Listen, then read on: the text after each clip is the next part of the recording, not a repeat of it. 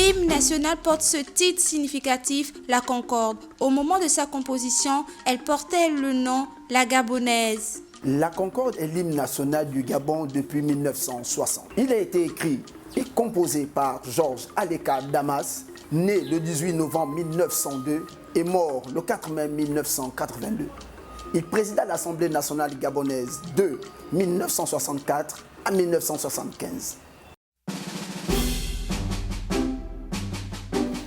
Unis dans la concorde et la fraternité.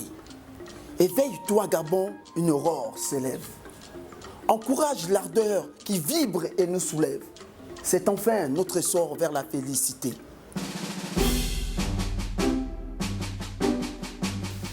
Le refrain de l'hymne national gabonais insiste sur l'unité des citoyens, parce que c'est la condition pour que les citoyens comprennent qu'ils forment une famille et donc qu'ils sont ensemble des frères appartenant à la même famille. Cette famille, c'est le Gabon. Et donc, une fois que cela est compris, eh bien, les différents citoyens vont ensemble travailler pour le développement du pays en s'encourageant mutuellement. C'est la condition pour le Gabon de parvenir à atteindre des objectifs difficiles, celle qui consiste à hisser cet État important d'Afrique équatoriale au rang de grande nation du monde. Et c'est la félicité dont il est question justement dans le refrain de l'hymne national. Et éblouissons et fiers, le jour sublime monte. Pourchassons à jamais l'injustice et la honte. Qu'il monte, monte encore et calme nos alarmes, qu'il prône la vertu et repousse les armes. Alors, le premier couplet insiste sur une chose claire. Il parle de la lumière, parce que qui dit jour dit lumière. Le jour s'oppose à la nuit. Donc en fait ici il s'agit de la conscience citoyenne qui est éclairée par deux choses, les valeurs transmises par la culture gabonaise, mais aussi les enseignements de la Constitution. Oui, que le temps heureux rêvé par nos ancêtres arrive enfin chez nous, réjouisse les êtres et chasse les sorciers, ces perfides trompeurs qui sèment le poison et répandent la peur. Le deuxième couplet est un couplet exceptionnel. Il montre que le rédacteur de l'hymne national était un visionnaire. En effet, à cette époque, la civilisation gabonaise était mal connue. Or, depuis quelques années, l'archéologie de terrain a démontré que le Gabon possède une civilisation ancienne. Nous avions donc des ancêtres glorieux qui ont bâti une civilisation importante qui connaissait l'écriture il y a 2000 ans. À un moment donné, il y a eu comme un hiatus, une rupture, puisqu'il y a eu le moment colonial.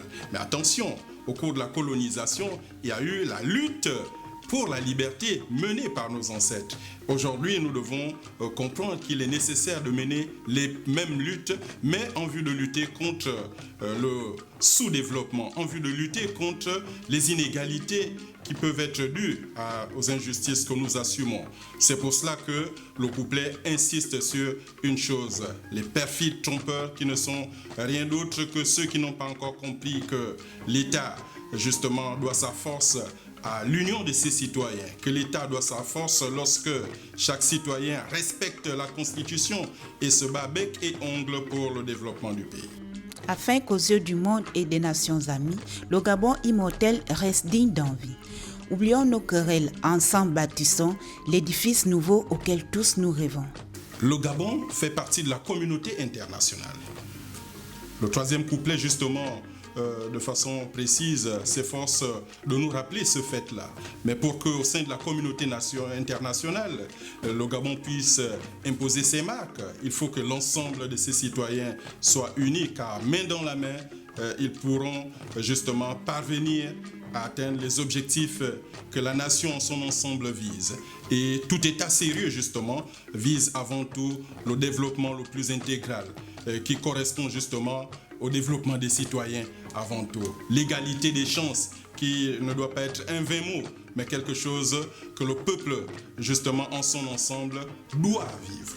Des bords de l'océan, au cœur de la forêt, demeurons vigilants, sans faiblesse et sans haine, autour de ce drapeau qui vers le nord nous mène.